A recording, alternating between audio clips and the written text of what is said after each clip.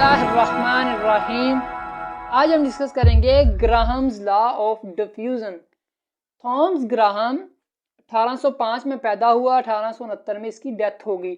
इसने एक लॉ दिया, इसके मुताबिक जो रेट ऑफ डिफ्यूज़न और रेट ऑफ अफ्यूज़न है वो इन्वर्सली प्रोपोर्शनल है square root of its density. कि अगर हम डिफ्यूज़न के रेट को बढ़ाएं तो जो इसकी डेंसिटी होगी वो कम हो जाएगी। इसी तरह ही अगर हम रेट ऑफ अफ्यूज़न बढ़ाएं तो भी जो डेंसिटी है वो कम हो जाएगी at constant pressure and temperature. तो यही इसकी स्टेटमेंट है। According to this law that the rate of diffusion और rate of effusion is inversely proportional to the square root of its density at constant pressure and temperature. कि rate of effusion और diffusion inversely proportion है square root of its density constant pressure पे। जब हम pressure और temperature को constant रखें तो जो रेट ऑफ अफ्यूजन है, रेट डिफ्यूज होने की स्पीड और अफ्यूजन की स्पीड वो है इनवर्सली प्रोपोर्शनल डेंसिटी के। तो इसकी इक्वेशन क्या, rate of diffusion inversely proportional 1/d square root. यहाँ पे d जो है डेंसिटी को ज़ाहिर कर रहा है, तो यहाँ का प्रोपोर्शनलिटी साइन को ख़त्म करने के लिए हम k कांस्टेंट यूज़ करते हैं। तो हमने k लगा दिया तो k कांस्टेंट बराबर होता है हमारे पास rate of diffusion multiplied square root of density. तो ये आ गया। हमने क्या किया कि डेंसिटी को हम इधर लेके रेट ऑफ डिफ्यूजन से मल्टीप्लाई करा दिया और k हमारे पास कांस्टेंट आ गया। इसी फर्ज करें हमने दो गैसेस लें, पहली गैस का जो रेट ऑफ डिफ्यूजन है वो R1 है और डेंसिटी जो है वो D1 स्क्वायर रूट है, वो बराबर है k के। और दूसरी गैस का है जो उसका जो रेट ऑफ डिफ्यूजन है वो 2 है, ठीक है। दूसरे rate of diffusion multiply square root of density is equal to k। अगर हम इन दोनों इक्वेशन को डिवाइड करें, डिवाइड करने से R1 multiply D square root over R2 multiply D2 square root बराबर आ जाएगा हमारे पास k ओवर k।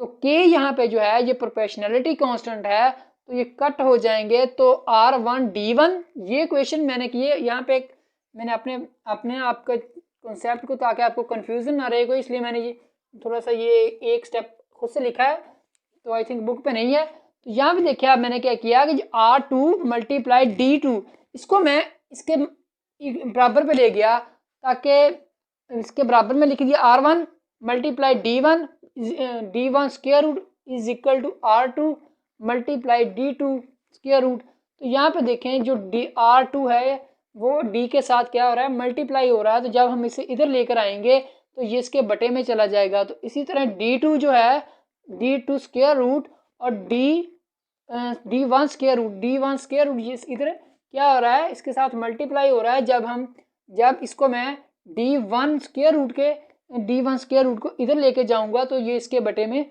हो जाएगा। तो हमें पता है जो गैस की डेंसिटी है वो डायरेक्टली प्रोपोर्शनल होती है मॉलिक्यूलर मास के।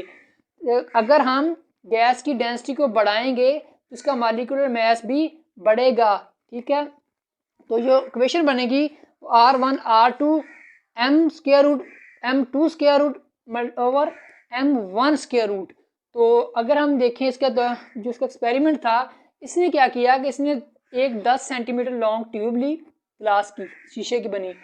इसके दोनों साइड के ट्यूब के एक साइड पे इसने HCl का जो कॉटन था, कॉटन रुई को कहते हैं, रुई भिगो कर एक साइड पे लगा दी, और दूसरी साइड पे इसने NH3 को कॉटन भिगो कर NH3 में वो लगा दिया। तो जब इसने देखा कि जो NH3 है इसने डिस्टेंस ज़्यादा ट्रैवल किया है एज कम्पेयर टू HCl, ठीक है। तो जो HCl डिस्टेंस कवर किया ट्यूब के अंदर वो था 40.5।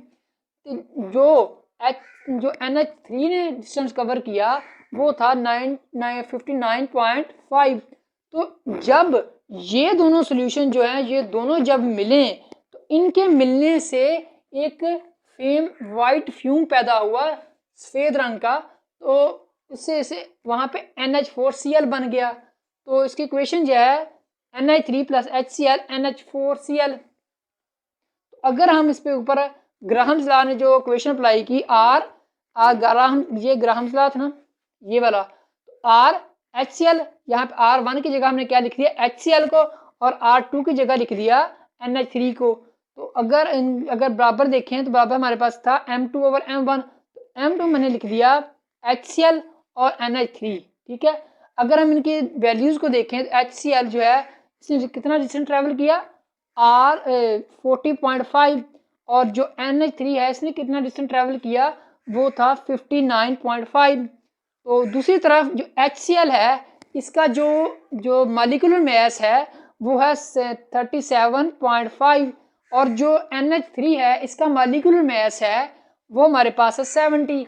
अगर हम इस सारी इक्वेशन को सॉल्व करें तो हमारे पास आ जाएगा 1.46 राइट हैंड साइड पे और 1.46 लेफ्ट हैंड साइड पे। तो जो राइट और लेफ्ट हैंड साइड है वो एक दूसरे के बराबर हैं। इस तरह जो ग्राहम्स लॉ है वो वेरीफाई हो गया कि रेट ऑफ डिफ्यूजन जो है वो इनवर्सली प्रोपोर्शनल है स्क्वायर रूट ऑफ डेंसिटी के। तो ये था आज का हमारा टॉपिक।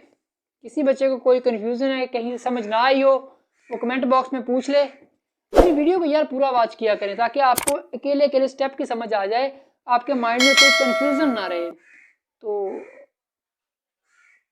मेरे चैनल को जरूर सब्सक्राइब कर लें ताकि मेरी हर आने वाली वीडियो की नोटिफिकेशन आपको मिलती रहे।